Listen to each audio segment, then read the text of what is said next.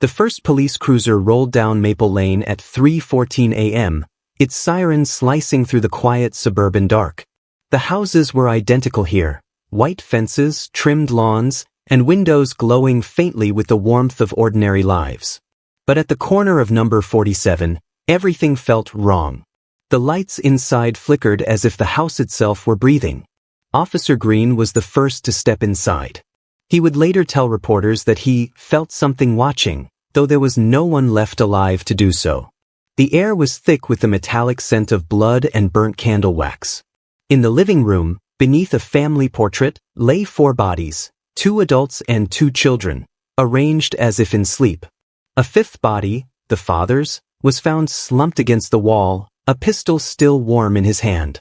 From outside, neighbors gathered behind police tape, shivering beneath porch lights. They were perfect, one woman whispered. The Harpers. Church every Sunday. Barbecues in summer. No one ever heard them fight. Inside, Detective Lisa Monroe stood quietly at the threshold, surveying the scene. She'd seen countless crime scenes in her 15 years, but something about this one pressed cold against her ribs. It wasn't just the silence, it was the order. The table was still set for dinner, plates untouched. A child's homework lay open beside a spilled glass of milk. Nothing about it felt impulsive. It felt performed. She turned toward the family photograph above the mantel. Daniel Harper's smile was steady, almost rehearsed. His wife, Claire, rested her hand on his shoulder. The 2 children, Megan and Jonah, mirrored their parents' perfection, dressed in pale blue. But Monroe's gaze lingered on Daniel.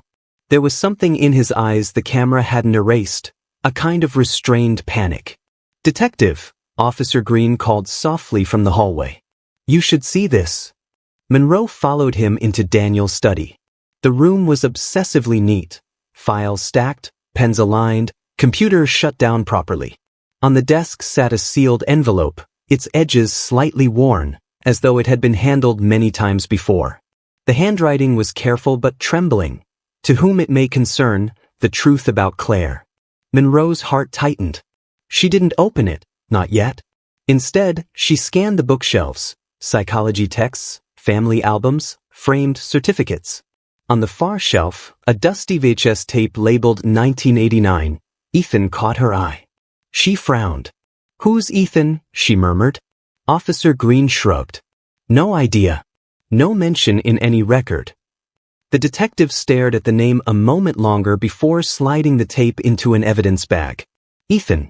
The words sat heavy in her mind, like a missing piece to a puzzle she hadn't begun. Outside, dawn was beginning to smear the sky gray. Reporters were already gathering at the barricade, murmuring phrases like family annihilation and suburban tragedy. Monroe watched as the coroner's van pulled away, headlights fading into the early light. She knew the public would want a quick answer: stress, finances, depression, some simple explanation that made sense of the senseless. But she had learned that evil, real evil, rarely announced itself. It hid behind smiles, Sunday rituals, and perfectly folded napkins. Back inside, she crouched near Daniel's body, eyes narrowing at the faint burn mark on his wrist, too precise, too deliberate. It didn't fit the story of a man who snapped. Something about this was scripted, as if Daniel wanted someone, her, to read it. She glanced again at the letter on the desk. The edges fluttered slightly from the draft. Maybe the truth wasn't in the blood or the bodies. Maybe it was waiting, sealed in that envelope, whispering beneath the paper. Monroe exhaled slowly. "All right, Daniel," she said under her breath. "Let's hear your story." She slipped the letter into an evidence bag and walked toward the door as morning light spilled through the blinds, slicing across the crime scene in sharp, accusing lines. Outside, the wind rustled the edges of a fallen photograph. It showed the Harper family smiling in front of their home. Only now, under the pale dawn, their faces seemed almost unfamiliar. Something about them didn't look real. And as Detective Monroe turned back once more before leaving, she felt it, the eerie certainty that the Harper family everyone thought existed never truly had. The morning after the Harper murders, the town of Brookhaven moved in a daze. News vans lined Maple Lane like vultures, their satellite dishes reaching into the gray sky. Everyone wanted to know why Daniel Harper, husband, father, accountant, neighbor, had killed his family and himself. But no one had an answer. Detective Lisa Monroe sat in the precinct conference room, the letter from Daniel still sealed in an evidence bag on the table before her. She hadn't opened it yet.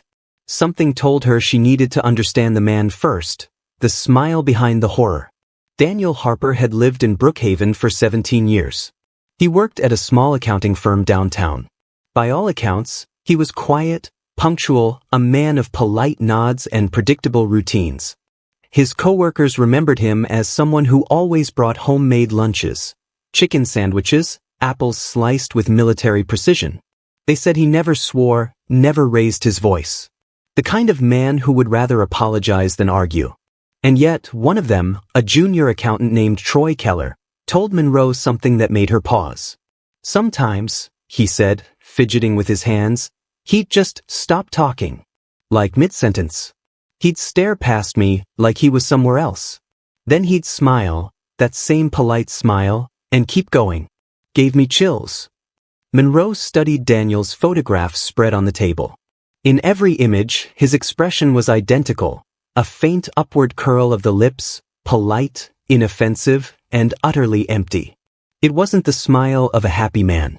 It was armor. Through interviews, a portrait began to form. Daniel had grown up in a strict household, raised by a father known in the community for his temper and a mother who vanished when he was 10.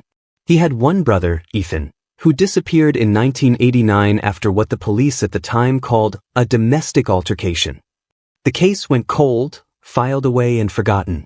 Now, that VHS tape labeled Ethan was sitting in an evidence box downstairs. Monroe rubbed her temples. He built a perfect life, she muttered, after surviving hell. At noon, she met with Claire Harper's friend, a neighbor named Mrs. Dalton, a thin, sharp woman with trembling hands. Claire adored Daniel, she said, but she worried about him. Said he sometimes talked in his sleep. Called her by another name, in. She thought it was a nightmare thing. You know, childhood trauma. Monroe's pen froze. Ethan, she repeated. Mrs. Dalton nodded. That's what she said. It scared her, though she never told the children. When Monroe returned to her office, the air felt heavier. She finally broke the seal on the letter. Inside were several pages written in precise handwriting, no crossings out, no hesitation. The first line read, "If you're reading this, it means I couldn't keep pretending anymore." She skimmed the first paragraphs. Daniel described a growing sense of unreality. How Claire's gestures, her laughter, even the way she touched him sometimes filled him with a strange déjà vu.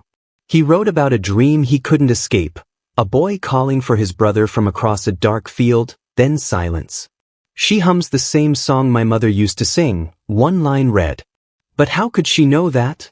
The more Monroe read, the more her pulse quickened. This wasn't a confession of guilt, it was a confession of discovery. The final line before the page ended was written shakily, as though his hand had trembled. I think I finally know who she is. God help me, I think I've known all along. Monroe leaned back, staring at the letter as the hum of the fluorescent lights filled the silence. Daniel hadn't killed his family out of rage. He had found something that shattered him. A knock at the door startled her. Officer Green stepped in, holding a clear evidence bag. Inside was a faded photograph of two boys standing in front of a lake. One of them, older, smiling, was unmistakably Daniel. The other, a younger boy with the same eyes, had a name scrawled on the back in smudged ink, Ethan Harper, 1988. Found this in the attic? Green said quietly. Hidden behind a vent.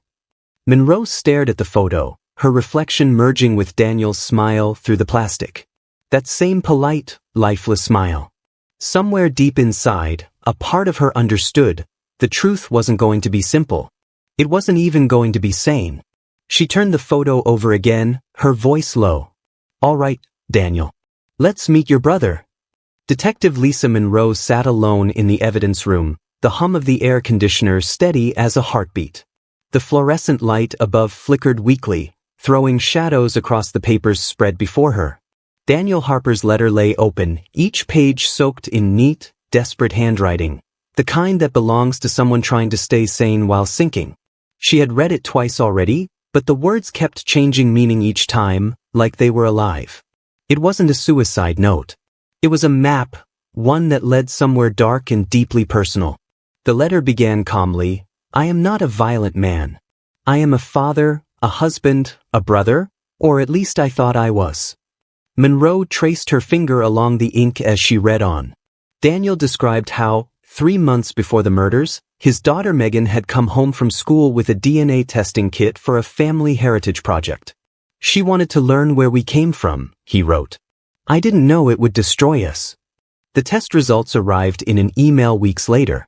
Monroe imagined him sitting at his office desk, reading it, a normal afternoon unraveling into madness. According to Daniel's words, the results showed a close familial match to someone unexpected, a person listed as Ethan Harper. At first, Daniel thought it was a glitch. Ethan had been missing for 30 years. Then he noticed something strange. The system showed Claire Harper, his wife, as sharing that same close genetic connection. The match was too precise to be coincidence. Monroe whispered to herself, "He found out through his daughter's Daniel's next lines were shaky, the rhythm of a man losing balance. "I confronted her that night. She didn't deny it. She only smiled. I asked who she really was. She said, 'You already know.'" Monroe shivered. She could see the scene in her mind, the quiet dinner table, the clink of silverware, Daniel's voice trembling as he asked the question no husband should ever have to ask. The letter went on to describe Claire's calmness. She said it was destiny. "That blood doesn't divide love, it perfects it." I couldn't breathe. She kept saying my name the way he used to. Monroe's breath hitched. The way he used to. The pronoun was deliberate. Daniel wasn't only terrified, he was recognizing something familiar. He wrote of sleepless nights, of watching Claire move around the house, seeing flashes of his brother's expressions in her face, his tone in her laughter. "Sometimes," he confessed, "I would wake up and find her sitting on the edge of the bed, watching me, humming mother's song, the one from the lake." That song again. The one his mother used to sing to calm Ethan. Monroe underlined the line with her pen, whispering, "The lake. The same lake in the photo." Further down, Daniel's writing became erratic, letters pressed deep into the paper. "I think she wanted me to know. Every day she was waiting for me to see. And when I did, she said, 'Now we can be together properly.' I can't tell if this is love or punishment." The final paragraph read like a confession and a plea. "If anyone finds this, tell them I didn't hate her. I hated the lie. I hated that I couldn't stop loving her, even after I knew." Monroe sat back, chest tight. This wasn't the story of a man who lost control. It was a man consumed by a truth too monstrous to survive. She looked up as Officer Green entered, carrying a small evidence bag. "Detective, you'll want to see this," he said. Inside was a USB drive. Found it in the back of Daniel's desk drawer. Labeled, "The Beginning." Monroe took it carefully. The name made her uneasy. "Get it analyzed," she ordered, but even as she said it, she knew she wouldn't wait. She needed to hear his voice, to trace the next step of his descent. As Green left, she slipped the USB into her laptop. The screen flickered, and a video file appeared. The first frame froze on Daniel's face, pale, haunted, but smiling faintly. He spoke softly, "If you're watching this, you've read the letter. But there's more. You need to understand what happened back then, before Claire, before any of this. You need to know what happened to Ethan." Monroe's eyes locked on the screen, the weight of revelation pressing against her chest. The video glitched, then played on, Daniel's voice trembling. "It didn't start here. It started the night he disappeared." The video continued in flickering fragments, as if the past itself resisted being seen. Daniel's voice, calm yet broken, filled the quiet room. "You want to understand Ethan? Then you have to go back to that house, the one on Hollow Creek Road. That's where everything started. That's where he disappeared." Detective Monroe leaned forward, elbows on the desk, eyes fixed on the screen. Behind Daniel's words, The camera captured a photo pinned to the wall. Two boys in muddy sneakers standing by a lake, their arms around each other. Ethan looked smaller, fragile, but his smile was wide, trusting. Daniel's voice trembled as he narrated. He was only 12 when it happened. I was 15. Our father, he wasn't kind. He used to say Ethan was weak. Said he'd never be a man. The image cut to static, then returned. Daniel's tone hardened. That night, Dad came home drunk. I heard shouting, then a crash. Ethan screamed. When I ran in, he was gone. The window shattered, blood on the floor. Mom left 2 days later. I never saw either of them again. Monroe paused the video. The timeline didn't make sense. The official report from 1989 listed Ethan as a runaway, no sign of abduction or foul play. But here was Daniel, decades later, confessing that his brother vanished into violence. She opened the old case file from archives. The photos were faded, a broken window, a small trail of blood leading into the woods. The report concluded, likely voluntary disappearance due to domestic instability. But there was no mention of any search beyond the first 48 hours. It was as if the town had wanted Ethan forgotten. Monroe pressed play again. Daniel sat in his dimly lit office, hands clasped tightly. I used to dream he came back, he said softly. Sometimes I'd hear him whisper under my bed. I thought it was guilt. Maybe it was him all along. The detective felt a chill crawl up her spine. This wasn't just guilt, it was obsession, something that had followed Daniel into adulthood. Then, another video clip autoplayed, unlisted, same date stamp. Daniel filmed himself standing by the old family property. The house was half collapsed, swallowed by ivy. He walked slowly through the remains, pointing to the basement door. It was locked back then. Dad said never to go in there. But after Ethan vanished, I found his shoes by that door. Small, torn at the heel. I never told anyone. The screen cut to black. Monroe leaned back, lost in thought. A missing brother. An abusive father. A mother who vanished. A basement that was never searched. And now, a wife who might be the missing brother. She took out her notebook, writing quickly. 1989, disappearance. Basement. Reconstructive surgery. Alias, Claire. Her phone buzzed, breaking the trance. It was Officer Green. Detective, you'll want to hear this. Forensics found something on that just labeled Ethan. We're transferring it now. Tell me, Monroe said, her voice low. There's footage of 2 children. Looks like Daniel and his brother. But near the end, he hesitated. There's a woman's voice. She says, you'll thank me when he's gone. Then the screen cuts out. Monroe froze. A woman's voice? The mother? Or Claire before she became Claire? She ended the call, staring again at the paused frame of Daniel's face. His expression wasn't fear, it was realization. He had uncovered something so deeply buried it had rewritten his entire life. Outside, thunder rumbled over Brookhaven. Rain streaked the glass like veins, and for the first time, Monroe wondered if the Harper murders weren't just the ending of a story, but its repetition. She closed her notebook, her hand trembling slightly. You never vanished, did you, Ethan? She whispered. You just changed your name. And as lightning flashed across the room, she made her decision. She would return to Hollow Creek Road, the place where Ethan disappeared, and where, she suspected, the truth had been waiting all along. Detective Monroe drove through the storm toward Hollow Creek Road, the windshield wipers fighting against sheets of rain. Her thoughts were a storm of their own. Daniel's voice, Ethan's disappearance, that whisper on the vs. You'll thank me when he's gone. It all pointed toward one person who knew more than anyone. Claire Harper, the woman who had lived an entire life behind someone else's face. The old Harper family property sat at the edge of the woods, abandoned and hollow-eyed. Monroe stepped inside carefully, flashlight cutting through the dust. The floorboards groaned under her boots. Downstairs, the basement door was still there, swollen with rot, sealed shut with rusted nails. She pried it open, the hinges crying out in protest. Inside, she found remnants of another life, a child's shoe, a cracked photo frame, and a yellowed envelope tucked beneath a loose brick. Inside it were documents, a birth certificate, a hospital report, and a faded driver's license belonging to Clara Evans. The face staring back at her was younger, softer, but unmistakably Claire. The hospital report caught her attention. It was dated 1993, from a private clinic 2 states away. The procedure listed, facial reconstruction following trauma and burns. Monroe's pulse quickened. There was no record of any Clara Evans in local archives before that year. Whoever she was, her life began only after Ethan vanished. She called the clinic immediately. After a long pause, the receptionist confirmed the file existed but was sealed under a court order. Monroe flashed her credentials, invoking a cold case connection.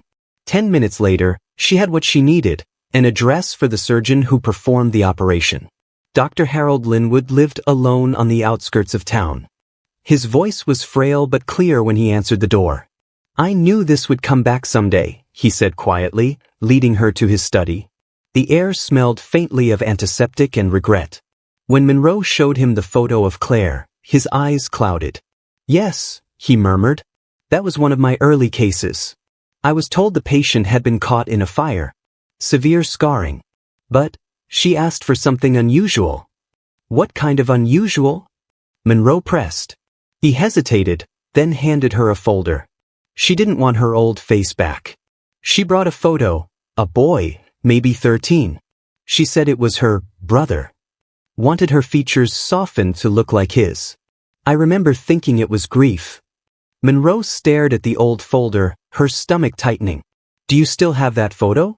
Linwood nodded slowly, retrieving it from his cabinet. There it was, Ethan Harper, smiling by the lake. The same picture from Daniel's desk. "She paid in cash," Linwood continued. "Left no forwarding address. Just said she needed to disappear. I never heard from her again." Monroe exhaled shakily. The puzzle was forming. Claire wasn't born, she was made. After years of trauma, loss, and whatever happened in that house, Ethan had rebuilt himself, or herself, into someone else entirely. But why come back to Daniel? Why marry him? Love, revenge, or something in between? Back in her car, Monroe stared at the rain-smeared windshield. The faint reflection of her face blurred and reshaped, just like Claire's must have decades ago. She thought of Daniel's words in the letter, "She hums the same song my mother used to sing." This wasn't a random act of violence. It was the final movement in a symphony composed long ago, one of love twisted by memory and blood disguised as destiny. Her phone buzzed again, Officer Green. "Detective, lab results are back from the DNA samples. You need to see this." Monroe gripped the steering wheel, heart hammering. "Tell me it's not what I think." There was silence on the line, then Green's voice, low and grim. "Claire Harper's DNA matches Ethan Harper. 99.8%. Monroe closed her eyes as thunder rolled in the distance. The rain outside turned relentless, beating against the car like the sound of a heart that refused to stop. She whispered, "Daniel, what did you do when you finally knew?" and drove off toward the station, where the next piece of horror waited. The forensic report labeled the DNA report. The rain hadn't stopped by the time Detective Monroe reached the precinct. The streets shimmered beneath the yellow glow of streetlights, puddles rippling under the weight of a sky that seemed unwilling to let go. She parked, sat for a moment in silence, and whispered to herself, 99.8%. God help him. Inside, Officer Green was waiting near the evidence board, his face pale, eyes avoiding hers. The DNA report lay open on the table, stark, clinical, undeniable. The results were clear. Claire Harper and Ethan Harper, biological match, full sibling relationship. Monroe read the first line twice, then a third time, though she already knew what it meant. The nightmare Daniel described in his letter wasn't delusion. It was fact. His wife had been his brother. "This doesn't make sense," Green muttered, pacing. "If Claire was Ethan, why marry Daniel? Why have kids?" "It's not about the marriage," Monroe interrupted, voice low. "It's about the obsession, the identity. Maybe Ethan wanted to erase who he was by becoming what Daniel loved most. Maybe it wasn't revenge. Maybe it was need." Green swallowed hard, shaking his head. "You think she knew?" That she remembered being Ethan? Monroe didn't answer. She just stared at the photo pinned to the board. Daniel and Claire at a picnic, their children laughing between them. It looked ordinary, even beautiful. But now every smile, every glance seemed grotesque.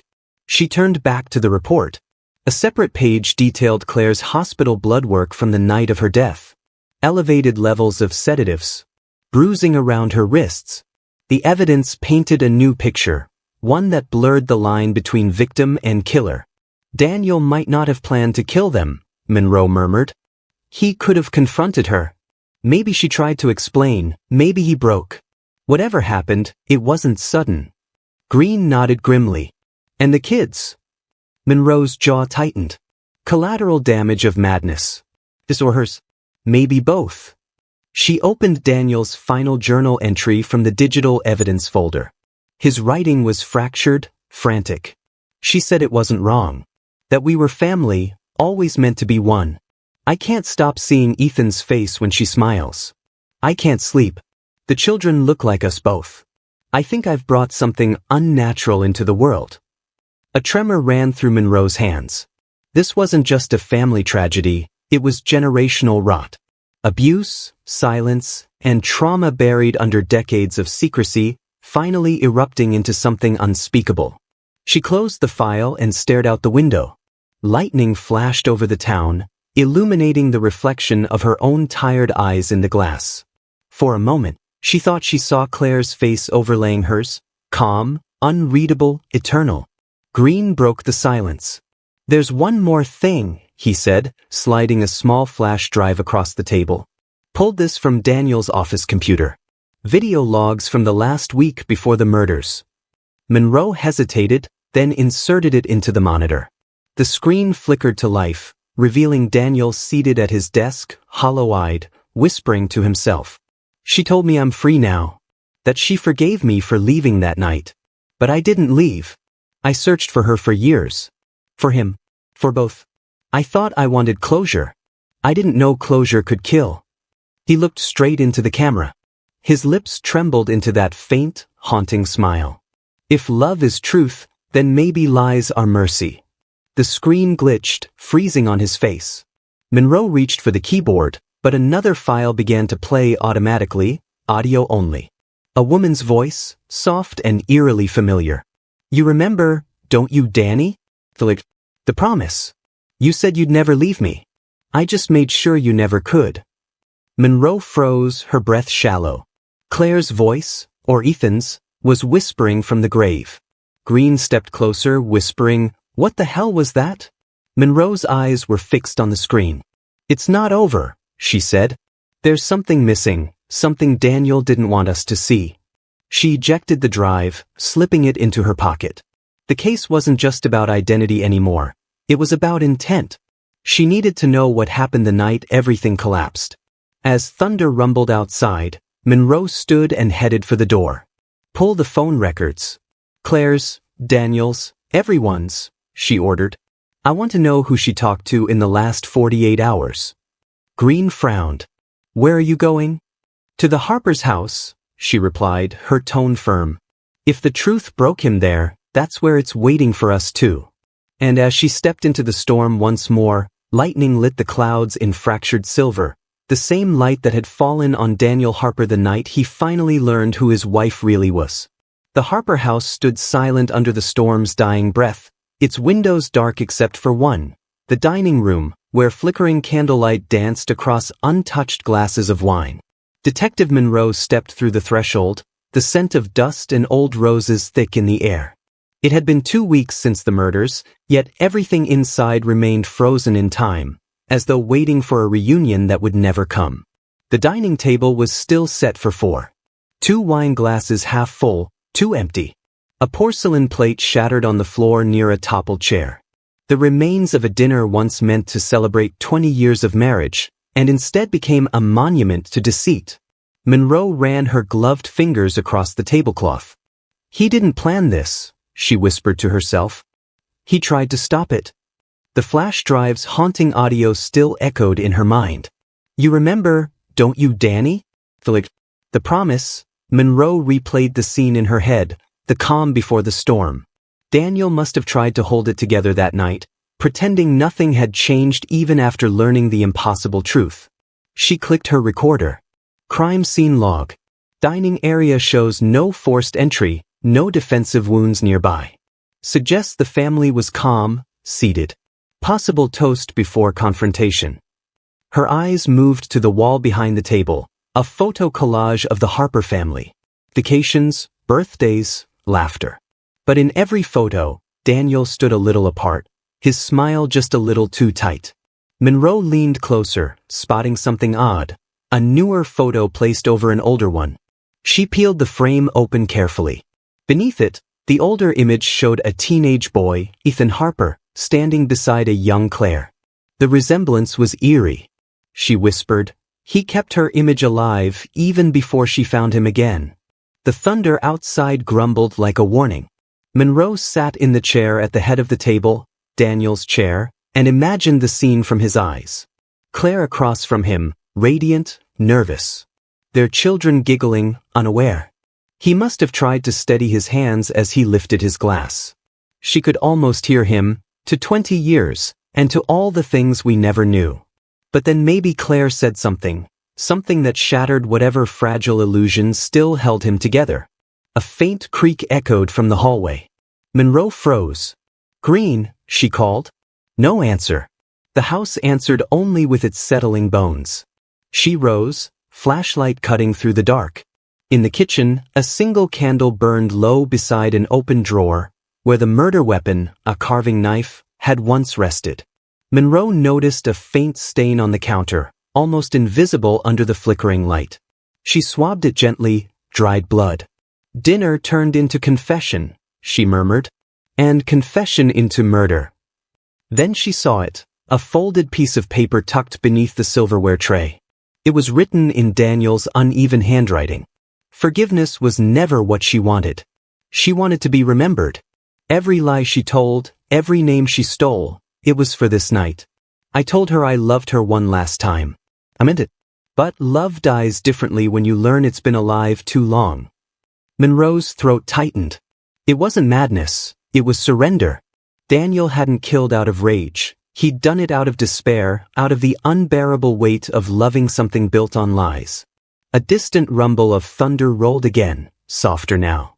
Monroe placed the note into an evidence bag and turned toward the dark hallway. There was still one room left, the bedroom upstairs. That was where Claire had died, and where Daniel's body had been found beside her. She took one last look at the dinner table. The candles burned down to their final flickers, the shadows stretching like ghosts over their empty seats. The air felt thick, heavy with secrets that still hadn't been spoken. Monroe whispered almost to herself, "The truth started here." But it ended upstairs. And with that, she climbed the creaking staircase, the beam of her flashlight trembling across the faded wallpaper, unaware that what waited in that room would rewrite everything she thought she knew about Daniel Harper's final night. Detective Monroe stopped at the top of the staircase, her flashlight trembling slightly as she stared into the hallway. The air felt colder up here, thick with the kind of silence that only tragedy leaves behind. Daniel and Claire's bedroom door was still sealed with police tape, but Monroe didn't go there yet. Her attention shifted to the smaller door across the hall, the children's room. She hesitated, then turned the knob. The door opened with a soft groan, revealing a space frozen in time. Toys scattered across the carpet. Crayon drawings taped to the wall, a stick figure family holding hands under a smiling sun. The names written beneath, Dad, Mom, Sophie, Liam. Monroe's breath caught. For a second, it looked almost normal. But then she saw the overturned chair near the window, the small handprint smeared faintly on the glass, blood, not paint. The sight chilled her. She whispered into her recorder, "Children's bedroom shows signs of panic. No forced entry. Possible witness activity during the incident." On the nightstand, 2 small tablets lay beside a cup of spilled milk. "Sleep aids." Monroe frowned. "Sedatives," she muttered. Daniel didn't want them awake. But the handprint told a different story. One of them was awake. She crouched down, her flashlight gliding over the carpet until it caught on something. A small digital camera, half hidden beneath a stuffed bear. Carefully, she picked it up and pressed the power button. The screen flickered to life. Only one video remained. Monroe hesitated, then pressed play. The footage was grainy, handheld, taken from a low angle, maybe by Sophie. The first few seconds showed her giggling, whispering to her younger brother. "Mom says don't come down till she calls us," Sophie's voice said. Then a pause. The camera tilted toward the door, where faint voices echoed from downstairs. Claire's tone was calm but trembling. Daniel's voice, however, cracked with strain. "You lied to me, Claire. Tell me who you are." "I told you, Daniel. I'm your wife. I've always been." A crash. The sound of glass breaking. Sophie gasped quietly behind the camera. "Why did you call yourself Ethan?" Daniel shouted. "Why is that name on the report?" "Because you made me that way." Claire screamed. "You left me behind. You buried me. I became what you loved." There was a sudden thud, footsteps, the camera shaking as Sophie crawled toward the door. Her whisper trembled, "Mom?" The video cut to black. Monroe's chest tightened. The children had witnessed the truth unravel in front of them. The fear in Sophie's voice lingered in the air, echoing through the empty room. She turned off the camera and sat down on the edge of the bed. A stuffed rabbit leaned against her leg, one ear missing. She imagined Sophie clutching it that night, trying not to cry as the world she knew collapsed behind the walls. Monroe whispered, "They didn't die in their sleep. They saw it happen." Her radio crackled suddenly. Green's voice came through, static-filled. "Monroe, we pulled the phone logs. You need to see this." Claire made a call the night of the murders, to a number registered under the name Ethan Harper. "But that can't be possible. He's supposed to be dead." Monroe froze. The camera still in her hand, she looked toward the hallway, heart pounding. "Send me the location that number pinged from." "Already did," Green replied. "You're not gonna like it. It's coming from inside the Harper property. The guest house out back." The radio went silent. Monroe rose slowly, her flashlight trembling as she turned toward the window. Outside, the rain had stopped. The garden lay dark and still, except for one faint light glowing inside the small guest house. She stared, pulse quickening.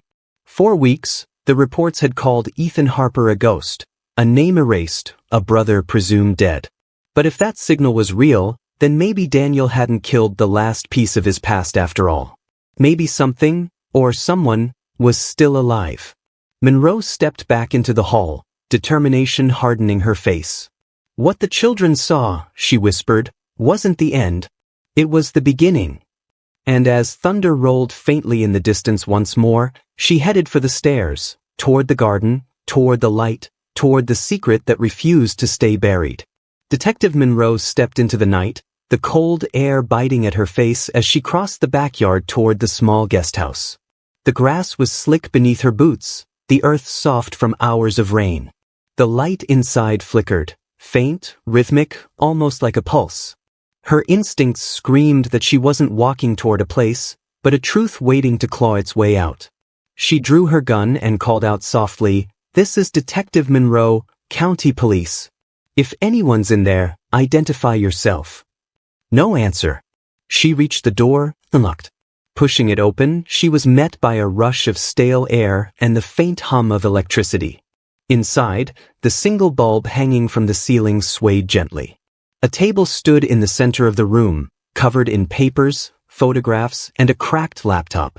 Against the far wall, a mirror faced her, its glass fogged with age. Then she saw it, a wig resting on a mannequin head, long and auburn, just like Claire Harper's hair.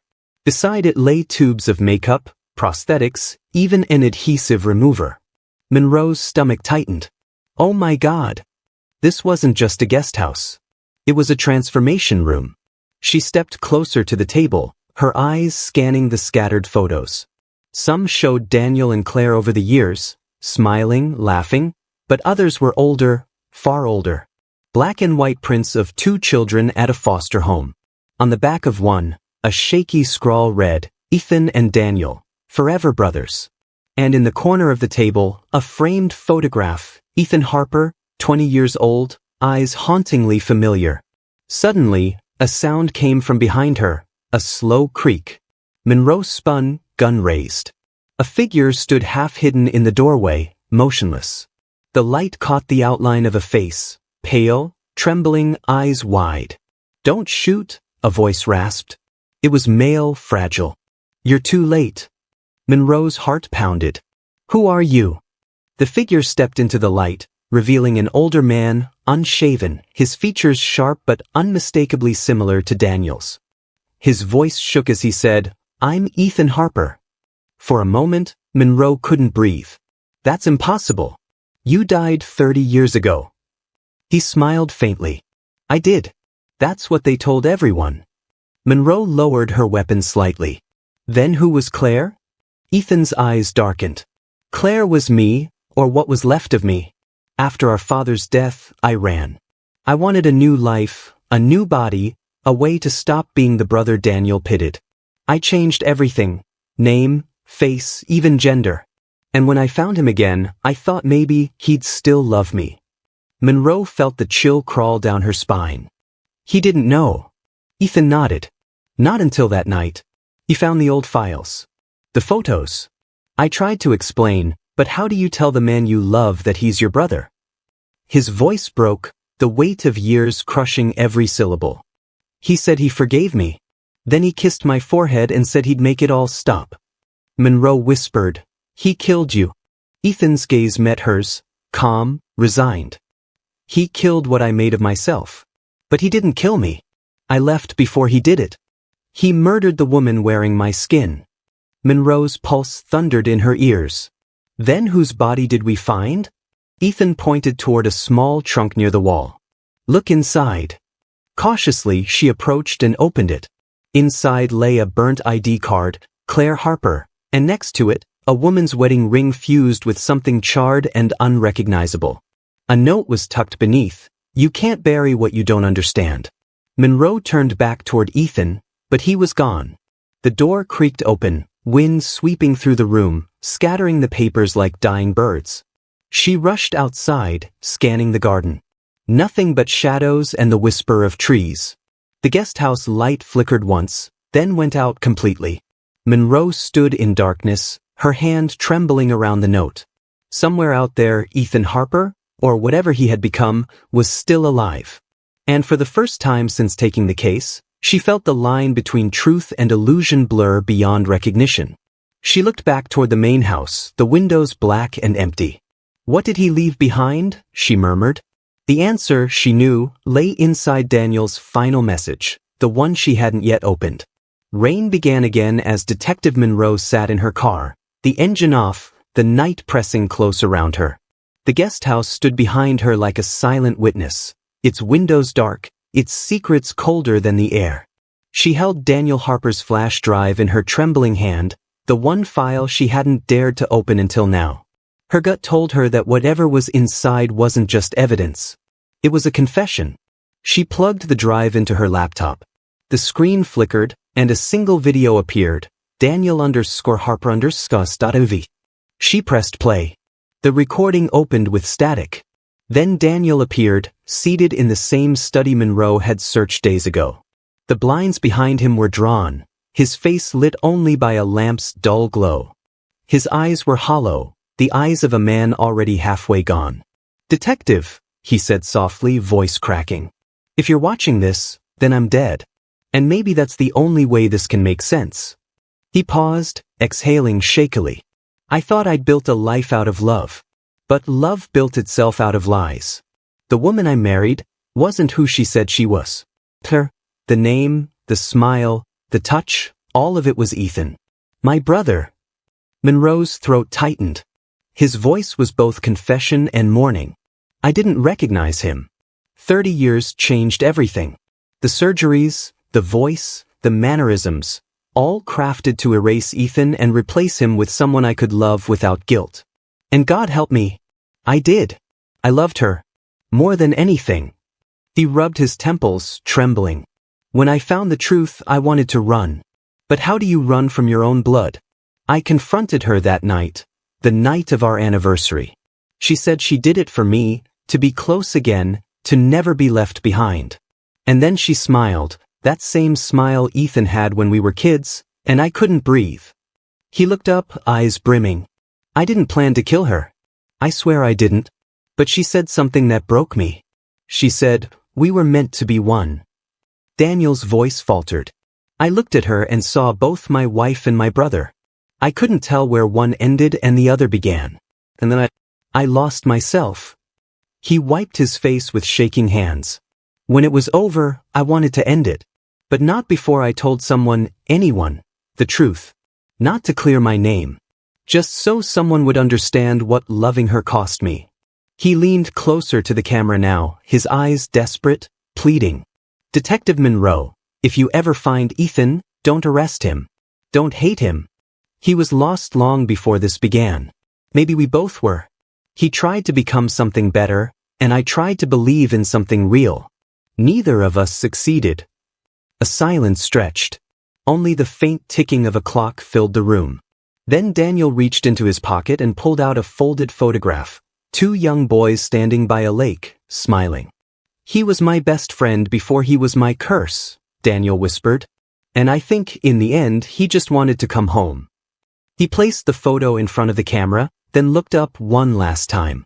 His final words were barely a whisper. "Love isn't always holy. Sometimes it's just hunger wearing forgiveness like a mask." Then the screen went black. Monroe sat frozen, tears stinging her eyes. For the first time, the case didn't feel like a crime. It felt like a slow human collapse. A family that devoured itself, piece by piece, in the name of love. Her phone buzzed suddenly, shattering the silence.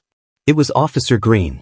"Detective, you need to come to the morgue," he said, voice urgent. "We reran the dental match on Claire Harper's body. You were right, it isn't her." Monroe's blood ran cold. Then who the hell did Daniel kill? A long pause on the other end. "We don't know yet. But the body's DNA, it matches Ethan Harper." Monroe's gaze lifted to the mirror in her rear view. For a fleeting second, she thought she saw a face staring back. A familiar one, half Daniel, half Claire, smiling. She turned on the ignition, heart pounding. "I'm on my way." As her car disappeared into the storm, the guest house light flickered back on, faint, steady, and waiting. The morgue was quiet except for the low hum of refrigeration units and the occasional squeak of Monroe's shoes on the tiled floor. The air smelled of disinfectant and something metallic, a reminder that truth, when unearthed, often came wrapped in the scent of decay. Officer Green stood beside one of the stainless steel drawers, his expression pale and tight. He didn't look at her as he spoke. "We confirmed it twice. The body buried under the name Claire Harper. It's Ethan Harper." Monroe's voice came out low. "But Ethan said he left. He told me he was alive." Green finally met her eyes.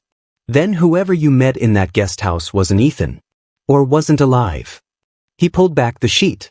The face beneath was burned, but not unrecognizable. The bone structure, the scar above the brow. It was Ethan. The same man from the foster photo. The same man Daniel once called his brother. Monroe stared in silence. The case had twisted itself so many times she could no longer tell where reality ended and obsession began. She whispered, "Then who was in that house? Who was pretending to be Claire?" Green's voice cracked. Or maybe Ethan was pretending to be someone else until the very end. Maybe Daniel didn't kill out of discovery, maybe out of mercy. The words hung in the sterile air like smoke. Monroe stepped back, pressing her palm against the cold metal counter to steady herself. "This isn't just a murder," she said. "It's an identity collapse. Every person in this family became someone else until no one knew who they were." Green frowned. "You're saying there's no truth left to find?" She gave a hollow laugh. "Truth's in there somewhere. But it's buried under years of guilt, trauma, and love that went rotten." He hesitated, then handed her a small envelope. "The lab found this in Daniel's jacket lining. You'll want to read it." Monroe unfolded the note carefully. Daniel's handwriting, faint but steady. "If you're reading this, then the line between us has already vanished. She said she forgave me, but forgiveness means nothing when the sin was born in love. I didn't kill Ethan. I ended the thing that made us both monsters. She looked up at Green. He didn't see them as two people anymore. He saw them as one. Green shook his head. This whole case, it's breaking everyone who touches it. Me to the corner. Even the DA wants out. They can't figure out who to charge when no one was left to save. Monroe sighed. It's not about charges anymore. It's about understanding what drove a man to destroy everything he loved. She turned toward the exit, her shadow stretching across the tile. The further she walked, the heavier her steps felt, as though she were sinking into the weight of the story itself. In the hallway, she paused at the window overlooking the rain-soaked parking lot. Her reflection stared back at her, pale, exhausted, and for a fleeting second, she thought she saw Claire's face overlay her own, whispering words she couldn't hear. Maybe that was what this case did. It infected everyone who looked too deeply into it. She closed her eyes. It's not over, she murmured. Something's still missing. Daniel said he didn't kill Ethan, but Ethan's dead. That means there's a third person in this story, someone we haven't found. Green's phone buzzed, breaking the moment. He glanced at the screen, then looked up sharply. Detective, you might want to hear this. The security footage from the morgue's back entrance just flagged something. What? He turned the screen toward her. The footage showed the corridor behind the morgue, dim, empty, until a shadow moved across the camera. A figure in a hospital coat, walking slowly toward the exit. The timestamp read 10 minutes ago. Monroe's heart stopped. The figure looked directly into the camera, and for an instant, the face flickered between two identities, Claire's and Ethan's. Where's the night guard? She demanded. Gone, Green whispered. Doors wide open. Monroe grabbed her coat. Seal the exits. That thing, whoever it is, just walked out of the morgue. As she sprinted down the corridor, the overhead lights flickered violently. Somewhere deep inside, she knew this wasn't just a case anymore. It was a haunting, one stitched together by guilt, obsession, and love too twisted to die. Rain drummed against the windows of Detective Monroe's apartment, blurring the city beyond into watercolor streaks of light and shadow. Her coat lay damp over the chair, untouched since she had returned from the morgue hours ago. The footage still played on her laptop, the figure in the white coat moving through the corridor, glancing at the camera with that shifting, impossible face. Ethan. Neither. She replayed it for the 100th time. Each time, she expected to see something new, a trick of light, a glitch, any rational thread to pull. But the footage never changed. What changed was her.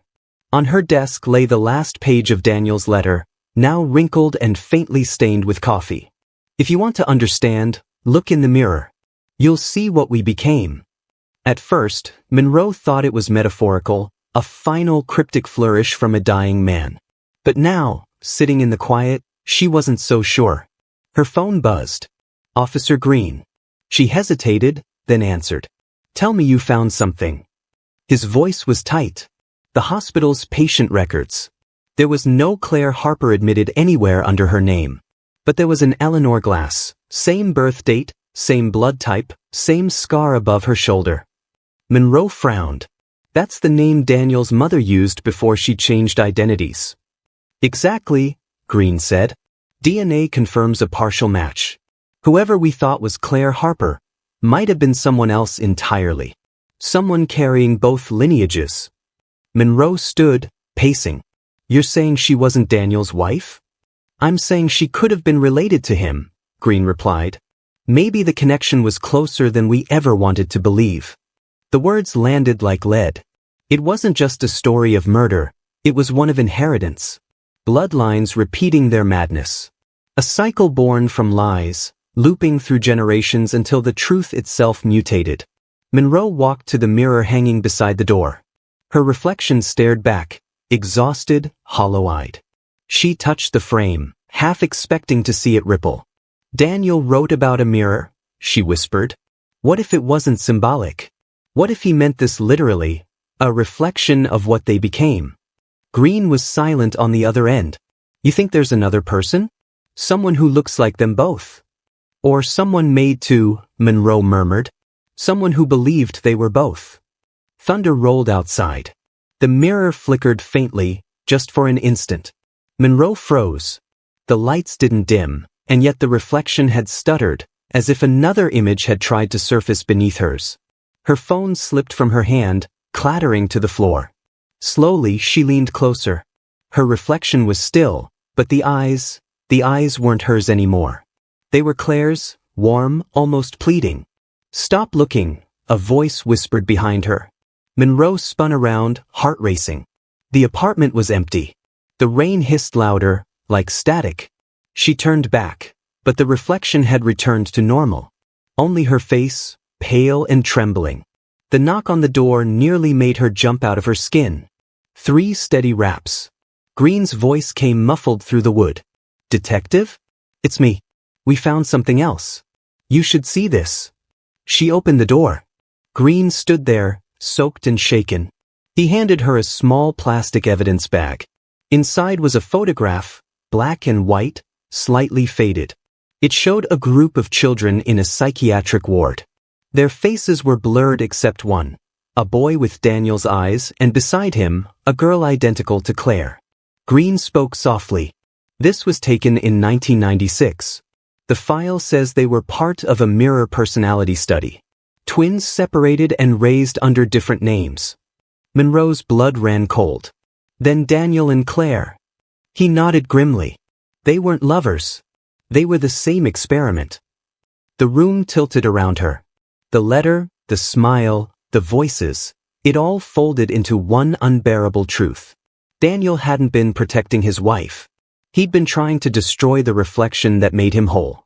Monroe turned back toward the mirror, her voice barely a whisper. He said the mirror lies. But maybe it doesn't. For the first time, she didn't see her reflection at all. The glass was black, like an open doorway. From within, faint breathing echoed, slow, deliberate. Green stepped closer. "What is that?" Monroe didn't answer. Her eyes widened as a pale hand pressed against the other side of the glass, fingertips matching hers perfectly. A woman's voice, low, calm, familiar, came from inside the mirror. "You've looked long enough, detective. Now it's our turn." The glass rippled once, then stilled. The lights went out. Outside, the rain finally stopped.